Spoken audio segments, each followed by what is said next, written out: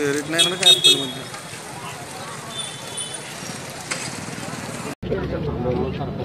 काय नेमकं प्रकार झाला ते सगळं सांग, घटनाक्रम काय काय झालं ते. मी दुकानात होतो, माझ्या दुकानात असताना माझं पोरगा आणि वाची दुकानात आली आणि एक आकी पण पोरग होतं आबी नावाचं, ती माझ्या दुकानाच्या थांबलेलं आणि एक टू व्हीलर आली वरनं आणि मी माझ्या दुकानात होतो. त्यानं डायरेक्ट फायरिंग करायला लागला, डायरेक्ट येऊन फायरिंग करायला लागला. मला वाटलं आपलं काय बाहेर काहीतरी असा टायर बिर पडला, पण मी बाहेर आलो. तो डायरेक्ट एकदम फायर करत होता. त्यानं जवळजवळ 2-3 फायर केले आणि तो आकी पण पळत सुटला.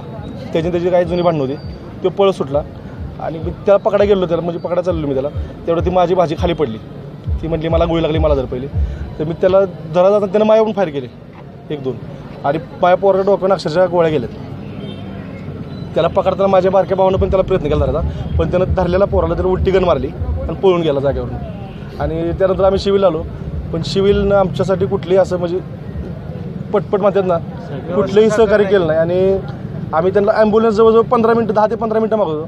त्यांनी ॲम्ब्युलन्स कुठल्या तेव्हा लोक कालवा करायला लागले आमच्याली, तेव्हा त्यांचा ड्रायव्हर एकदम निवांत आला, जसं काही झालंच नाही. असा एकदम निवांत गाडीत बसलेला. तसं पेशंटला आणलं कसं तुम्ही? मी आता त्या सिव्हिलमधनं फक्त ॲम्ब्युलन्स, बाकी मी टू व्हीलर आणलेली आणि तिथनं रिक्षात घालून परत मी एकट्यानं रिक्षात टाकली. माझ्यावर एक चाचा पण होते आमच्या गल्लीत, त्यांनी मी तिला इथं आणली सिव्हिलला. घटना घडली नक्की तर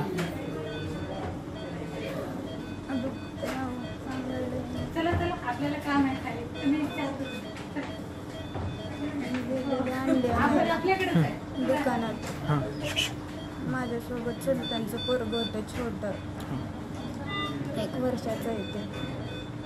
तो खेळत होता खाली, रस्त्यावर पळेल म्हणून मी अंडी मागितली आणि खाली वाकले.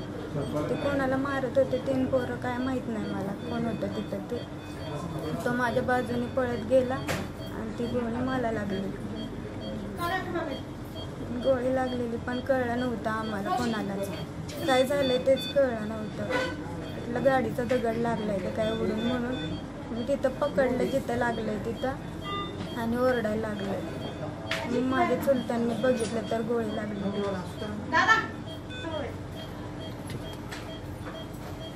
बुधवार नाका परिसरामध्ये पूर्व वैमनस्यातून